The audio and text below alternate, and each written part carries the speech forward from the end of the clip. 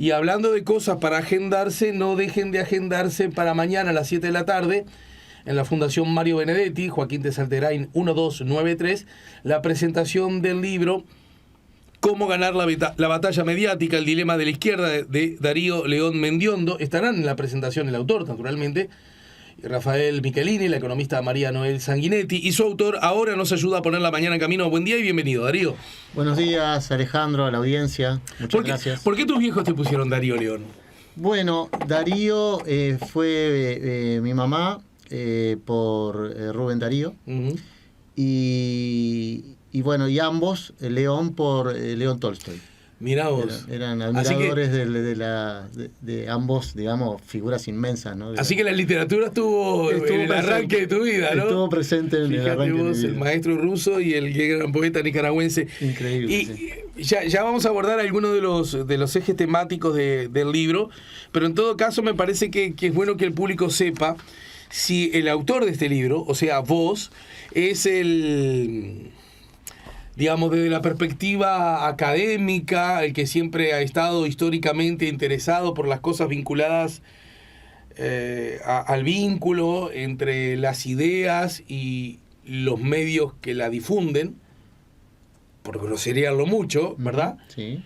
O el que lo escribe es un inocultable militante de la izquierda, en particular del Frente Amplio, ¿no es cierto? Sí. ¿Desde qué lugar me parece que el público, o yo por lo menos tengo la curiosidad de saber desde qué lugar está escrito este material? Bueno, en realidad no es desde solo un lugar, claro, ¿verdad? Claro. Ya lo decía Aristóteles, somos seres políticos, ¿verdad? Organizados en instrumentos o en instituciones políticas, que son las que, en definitiva, hoy en día, en el mundo y en general en los sistemas democráticos, rige el Estado de Derecho.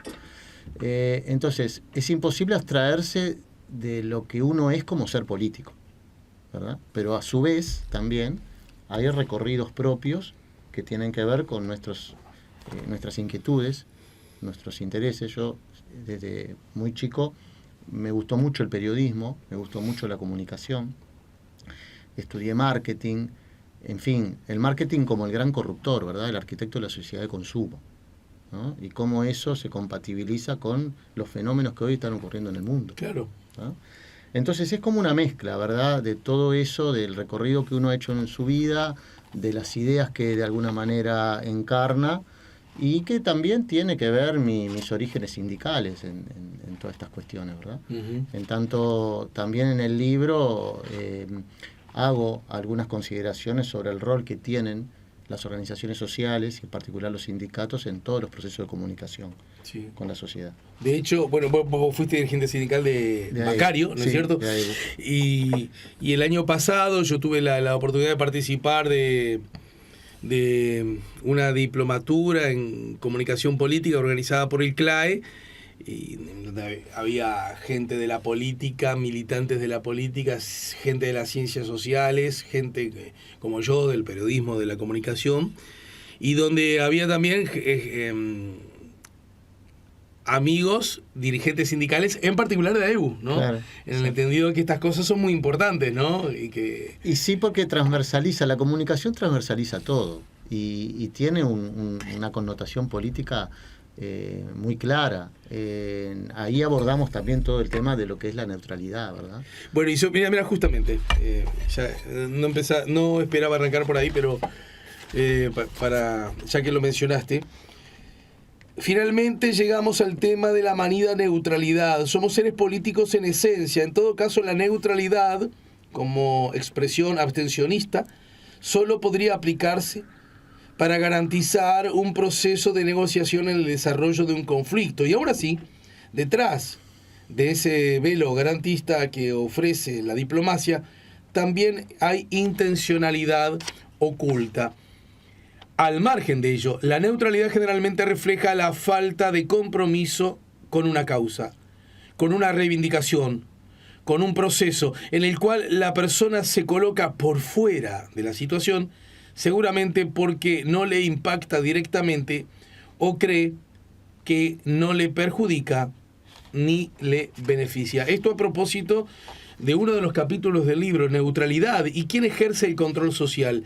Ahora, esta mirada de la neutralidad está vinculada justamente al gran eje del libro, que es la batalla mediática, ¿no es cierto? Efectivamente. ¿Por qué entendés que es importante justamente pisar la baldosa de esta vereda? Y porque, primero, que es desafiante. Segundo, que es controversial, en tanto todo el sistema de medios de comunicación está concebido con una predominancia absoluta de una forma de ver la vida. Para decirlo de una manera más explícita,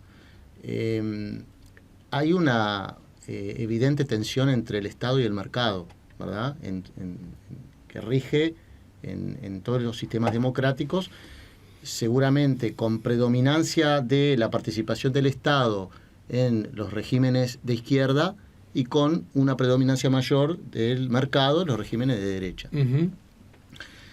Pero esa tensión que está permanentemente en disputa, cuando vamos al plano de la comunicación, la participación del sector privado en materia de comunicación es absolutamente desigual en relación a la participación del Estado. ¿Ah? Eso se refleja en las políticas que se llevan adelante por parte de los actores privados, la ausencia del Estado en materia de comunicación política, en sus políticas de asignación de recursos publicitarios. ¿Ah? A ver, ¿cómo es eso? Bueno, cómo el Estado participa con la publicidad del Estado en los medios alternativos. Es una desproporción absoluta en relación a los medios masivos de comunicación, ¿no?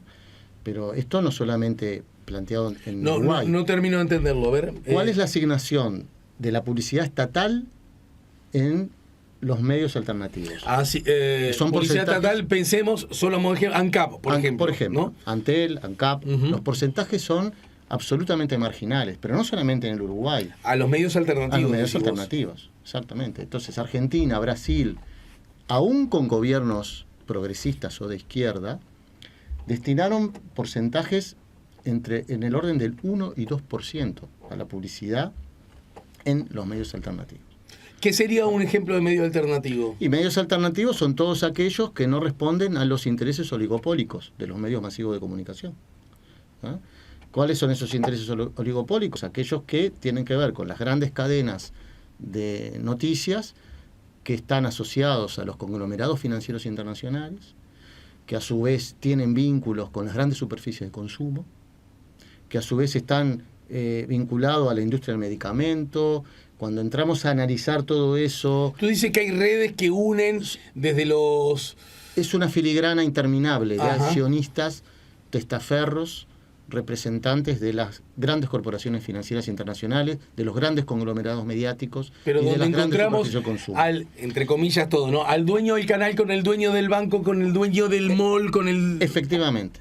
Y allí nosotros hemos hecho un trabajo de investigación donde clarificamos a quiénes responden cada una de esas grandes cadenas y cuáles son sus relaciones con determinados grupos financieros y grandes superficies de consumo. Entonces, todo eso compone un sistema de poder que naturalmente tiene que ver con un sistema de pensamiento, ¿no? En donde también interviene todo el factor tecnológico, todo lo que es la disposición de los cables submarinos, ¿no? En donde transita toda la información que fluye por el planeta. Entonces, toda esa gran masa, ¿no? En la que intervienen todos estos actores, que son los que detentan el poder real, naturalmente que tienen una concepción de la comunicación netamente utilitaria, ¿verdad? En el sentido de que efectivamente existen herramientas en forma constante para promover determinado tipo de consumo de bienes y servicios que además están asociados a hábitos y formas de ver la vida. Porque todas esas empresas... ¿Podrías darme ejemplos en esa dirección? Y te pongo el ejemplo, la banderita de Spiain la banderita de Ucrania en las transmisiones deportivas de ESPN. Ajá, sí, ¿No? claro. O sea, no hemos visto la banderita de Cuba que enfrenta un bloqueo infame desde hace más de 60 años. Tampoco hemos visto la de Palestina, al margen del conflicto que tenemos hoy, que tiene otras particularidades, ¿verdad? Uh-huh.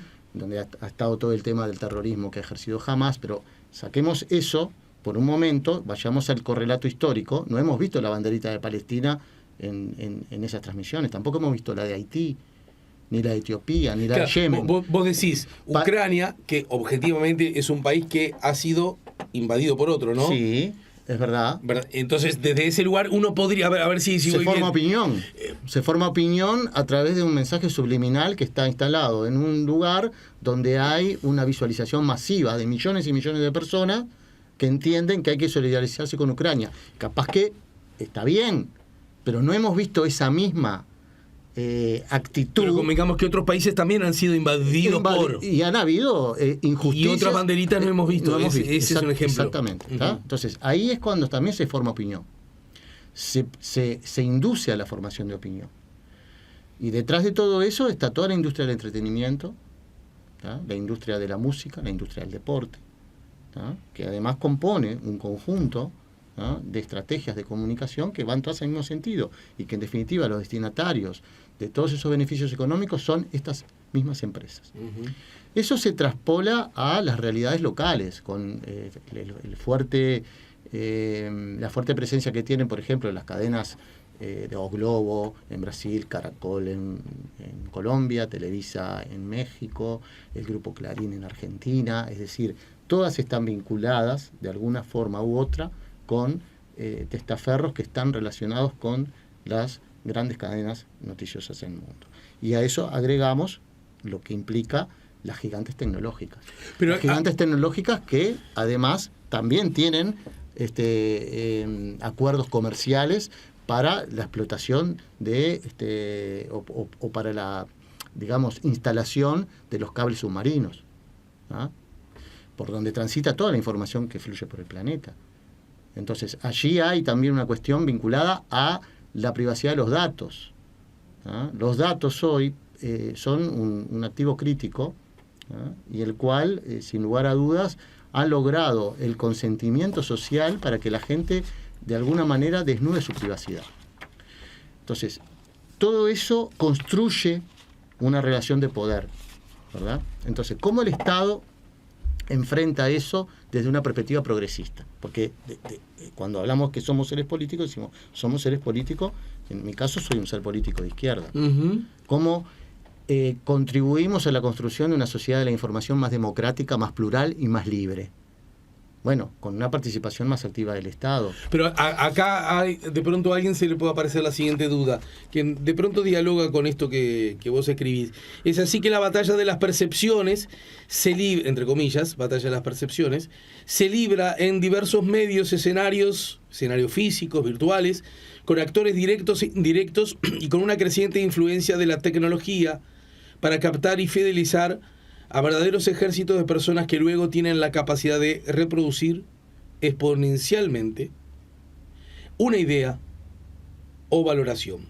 Más adelante decís, en ese marco intervienen distintos elementos que son imprescindibles de analizar para el desarrollo de una estrategia comunicacional responsable, dinámica y absolutamente contrahegemónica en lo que aspectos ideológicos tienen un valor determinante. Alguien podría decir, bueno, pero pará, porque en los países donde los sistemas democráticos, donde las instituciones democráticas, donde el Estado de Derecho goza de calidades satisfactorias, Uruguay está entre esos, ¿no es cierto?, donde hay elecciones libres y competitivas, es decir, donde puede ganar uno, pero puede ganar otro, donde puede ganar otro y puede ganar uno, ¿no es cierto?, alguien podría suponer, bueno, esas tendencias, esas corrientes, esas miradas ya no serían tan hegemónicas porque dependería de el gusto o la tendencia de las mayorías circunstanciales, claro, ¿no? Que de alguna manera todo vaya hacia un centro izquierda si gana, para decirlo claramente acá en Uruguay, si gana el Frente Amplio, todo vaya a una mirada más de centro de derecha, si gana, como ahora, claro, la coalición multicolor. ¿Eso no funciona así? Y bueno, ahí tocaste un punto que es clave, porque la alternancia concebida como una consecuencia inevitable del sistema democrático, de alguna manera, en sociedades profundamente desiguales, la alternancia en el poder termina siendo funcional al estado de las cosas, porque es muy difícil que vos en un proceso de 5 años, ¿no?, puedas generar cambios trascendentes, sobre todo de punto de que aquellos que tienen que ver con la superestructura. Uh-huh. ¿Ah? Entonces, está bien la alternancia, no, es una consecuencia natural del proceso democrático, pero no perdamos de vista que todo el andamiaje del sistema capitalista, ¿ah?, está concebido para la profundización de las diferencias sociales. ¿Ah? Entonces, cuando vos desde la izquierda te planteás programas transformadores, vos tenés que lograr, más allá de aceptar el resultado de la alternancia, necesitas cambios y transformaciones profundas que te permitan, a través del voto popular, ¿ah?, tener varias elecciones consecutivas. Pero acá alguien podría decirte lo que te voy a decir yo ahora. A ver, pero eso es así y un poco no es así. Porque, por ejemplo, el Uruguay, para no irnos con una trazabilidad demasiado larga, desde la recuperación democrática a la fecha, el Uruguay ha, en líneas generales, reducido bastante el número de pobres. Uh-huh. ¿No es cierto? La dictadura, además de toda la tragedia que significó desde muchas inmensas perspectivas, sí, además la tuvo desde la perspectiva económica, ¿no? Termina su gestión con demasiados pobres compatriotas nuestros, ¿de acuerdo? La democracia, con su alternancia, primero entre colorados y blancos, de alguna manera, con distintas herramientas, con distintos énfasis, logró abatirlo. Y es verdad también, no hay por qué negarlo, que una vez que en el arranque del siglo el Frente Amplio, la llamada centro-izquierda, por decirlo así en términos ideológicos, muy bien lo que digo, sí, empezó a gobernar y lo hace por 3 periodos, logró reducir sustancialmente el número de pobreza y también modificó algunos índices de desigualdad, ¿no? El índice Gini, por ejemplo, para mencionar uno, es verdad. Es indiscutible. Es verdad. Ni el más antifrente amplista hoy día lo puede negar, ¿no es cierto? Eso se pudo lograr a partir de 3 periodos. Déjame terminarte con el escenario, para que vos ahora desarrolles. Y ahí puedes decirte, y todo, economía de mercado, y hay capitalismo, y hay elecciones libres, y no hubo necesidad, ahora yo te peleo un poco, ni de socialismo, mucho menos de socialismo real, mucho menos de partido único, y mucho menos de un dictador con barba, él y sus hermanos, por 50 años. No, correcto, no. Es desafiante. Estoy jugando. Pero la realidad es que los procesos de transformaciones, sobre todo los que implican cambios drásticos en la distribución del poder, requieren de tiempo. ¿Ah? Entonces, el Uruguay, naturalmente que es una democracia consolidada, ¿verdad?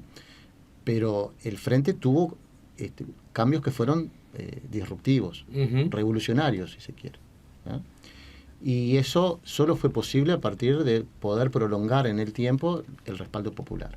Entonces, ¿qué ocurre? ¿Cómo juega la derecha en esto con todo el conjunto de medios de comunicación que en general responden a los intereses, digamos, más duros de las clases dominantes? Bueno, y empieza todo un proceso de desestabilización a través de la generación de opinión pública. Eso no pasó solo en Uruguay, amplificando los errores del Frente Amplio, porque se amplificaron, se generó una sensación de crisis económica. Ahí donde juega, digamos, la narrativa mediática. Exactamente.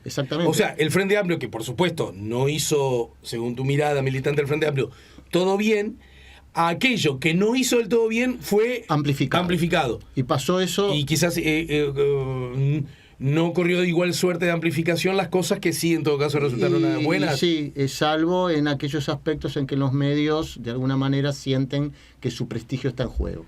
Y ahí voy a los delitos sexuales, a las cuestiones de corrupción. Entonces, ese es como el límite que tienen los medios masivos, para seguir manteniendo ese nivel de aceptación social, porque los medios masivos son creíbles. Vos decís con relación a este gobierno. Con relación a este gobierno. Yo decía, si algún gol que haya hecho el Frente Amplio pasó y por supuesto, un poco entre gallos y medianoche porque no le... Porque los cambios que llevó adelante el Frente Amplio fueron profundamente transformadores. La sociedad avanzó muchísimo desde el punto de vista social, hubo evolución social. Pero vos decís que la herramienta narrativa que tiene el mundo, pero hablemos en el Uruguay en particular, porque esta es una referencia no exclusivamente uruguaya, pero con fuerte énfasis uruguayo, ¿no? Y bueno, el libro en realidad aborda los aspectos desde el punto de vista de una mirada regional. Uh-huh.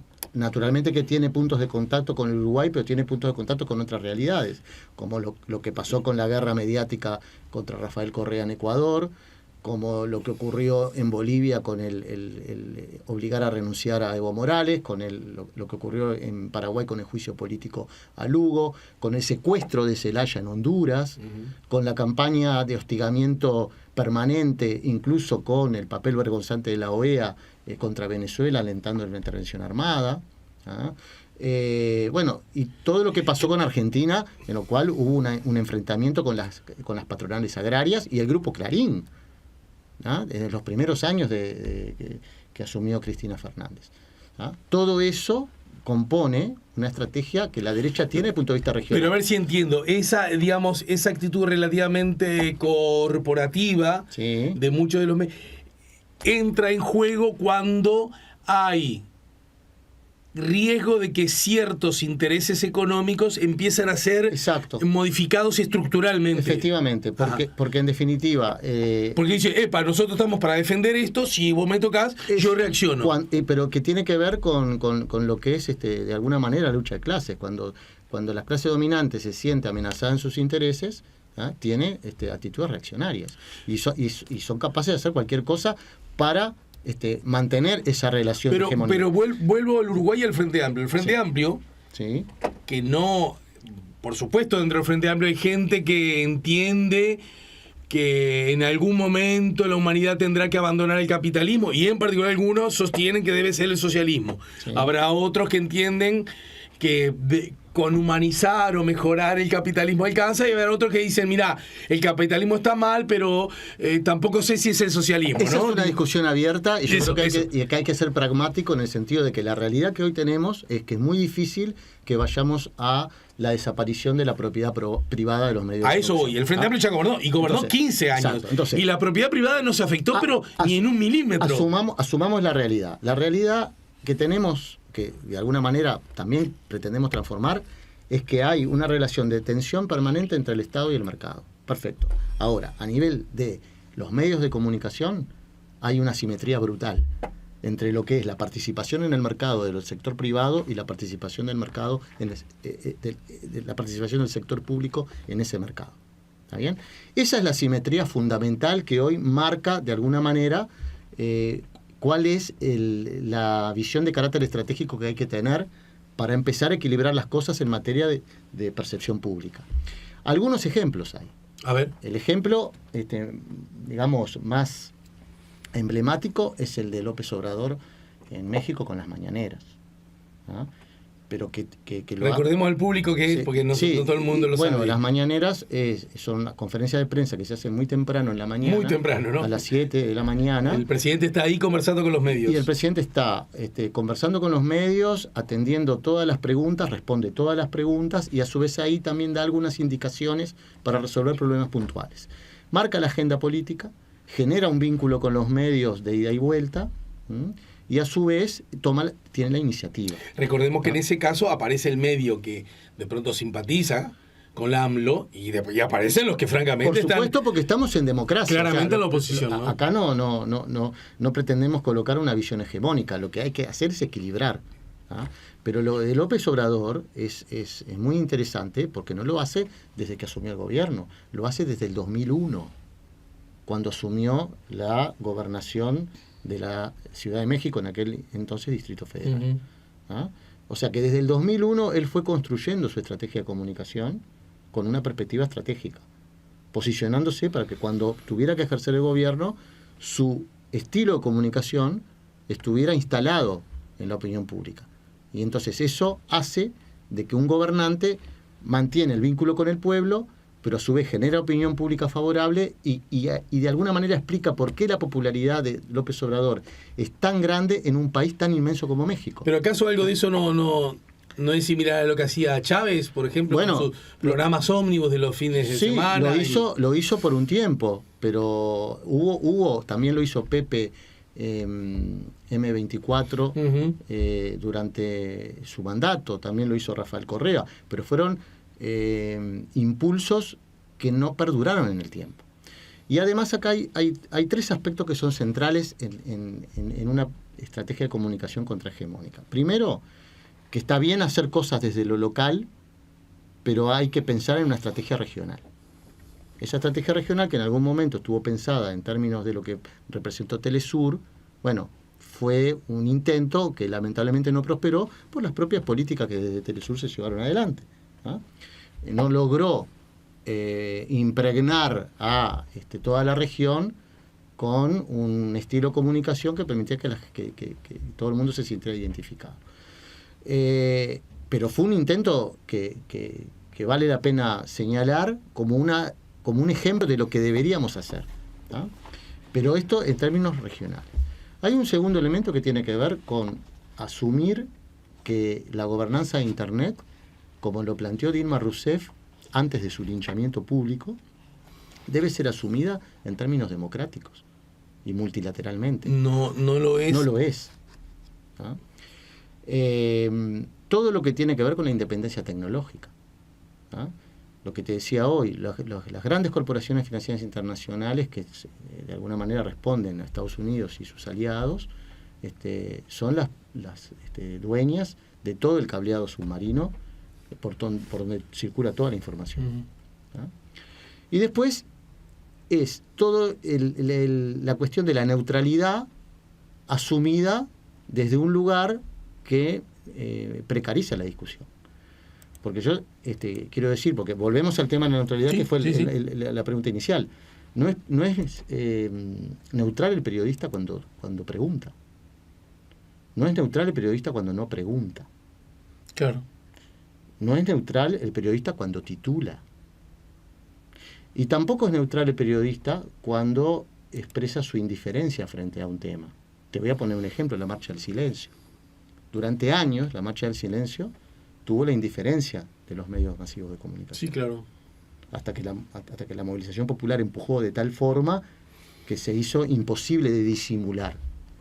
¿Ah? Pero la Marcha del Silencio se transformó en un hecho político que permeó, que generó naturalmente una necesidad de cobertura, pero a partir de la indiferencia, de la gran indiferencia que tenían los medios masivos. Hoy la Marcha del Silencio tiene cobertura antes, durante y después. Sí, cierto.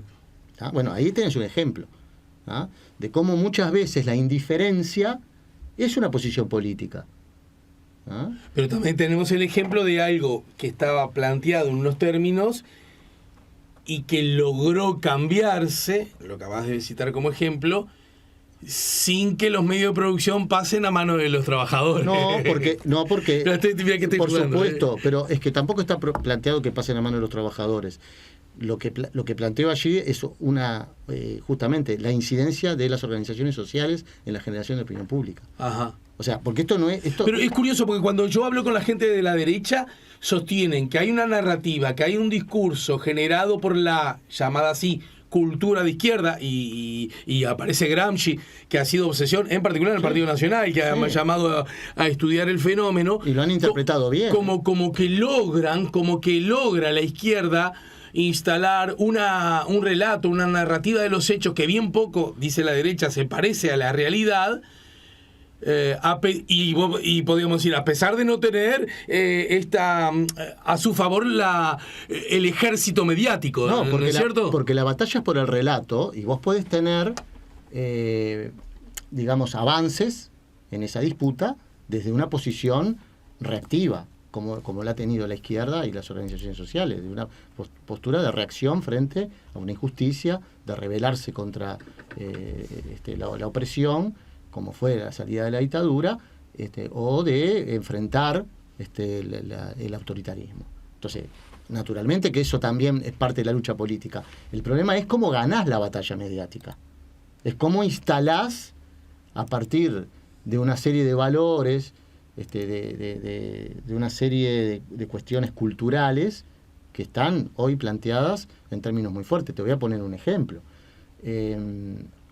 Toda esta construcción que se hace a partir de el ciclo de la guerra, el ciclo del narcotráfico, construyendo leyendas alrededor de personajes nefastos, ¿ah?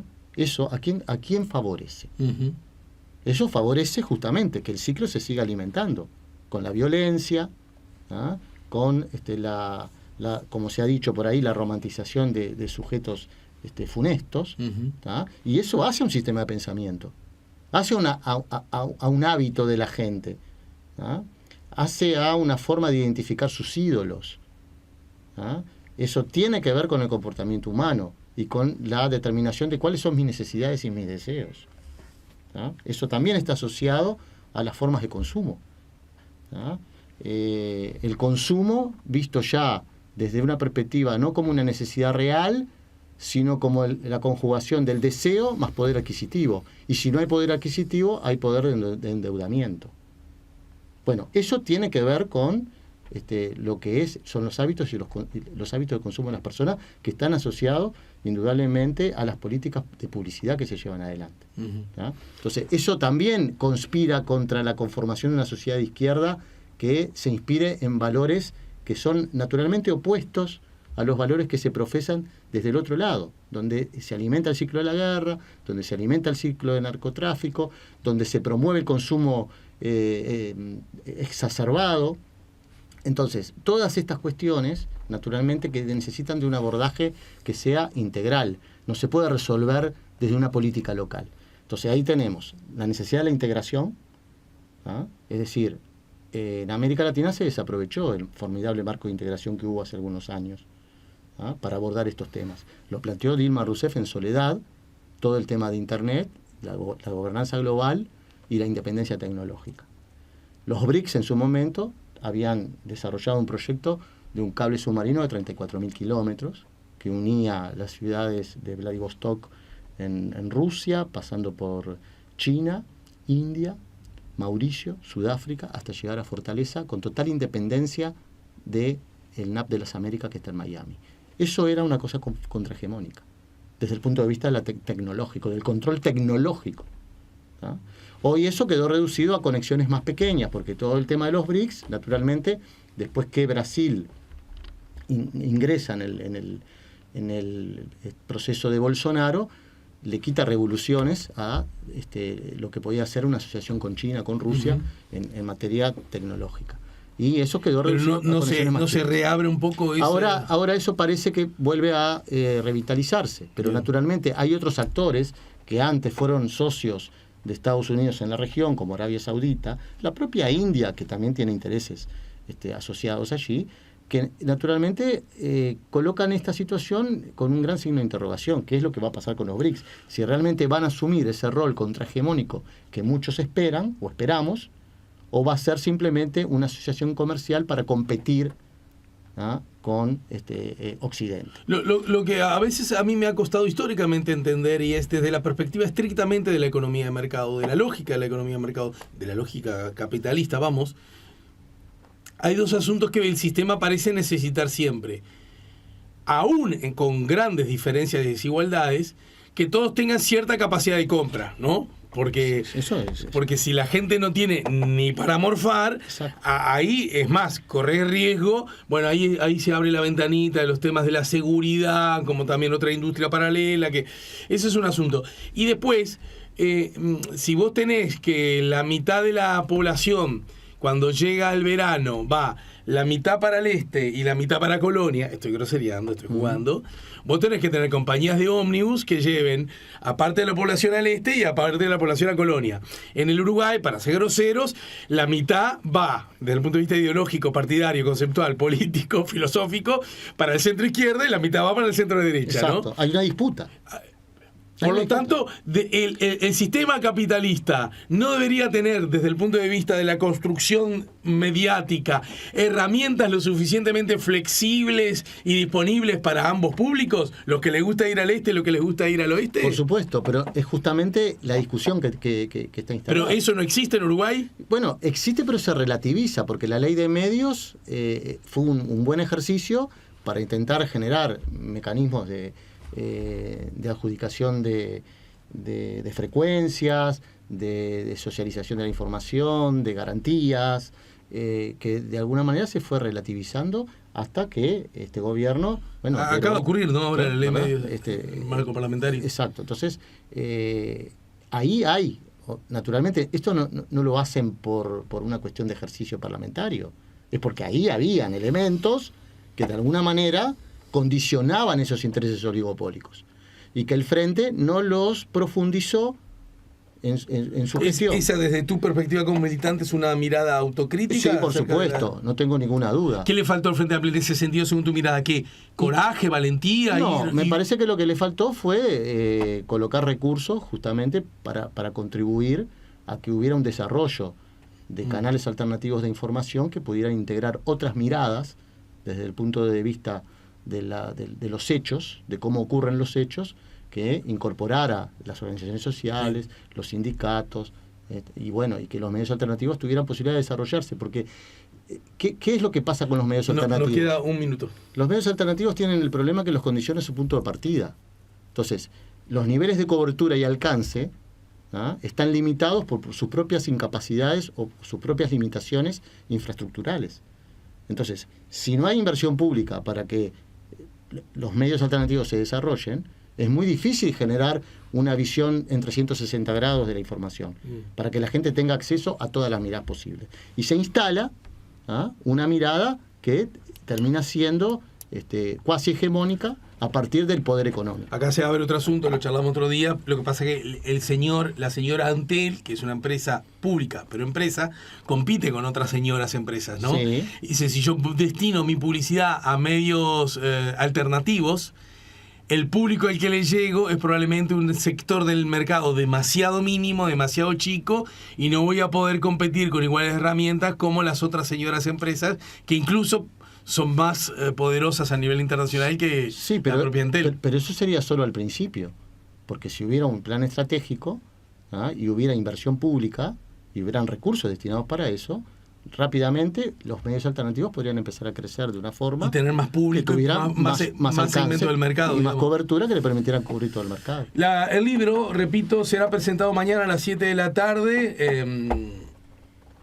¿Con qué características? En la Fundación Benedetti. En la Fundación Mario Benedetti, a la cual le tengo un inmenso agradecimiento. Salterain 1293. A Hortensia Campanella, a José Miguel Onaindia.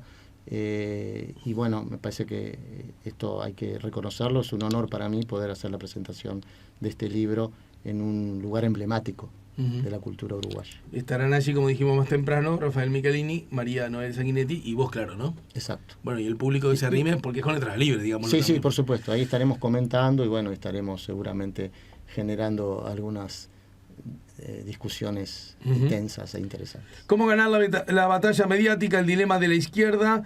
Así se llama el libro. Su autor, Darío Mendiondo, nos acaba de ayudar a poner la mañana en camino. Gracias por el tiempo. Muchas gracias a ti y a toda la audiencia. Un abrazo. Nos vamos a la pausa y al regreso.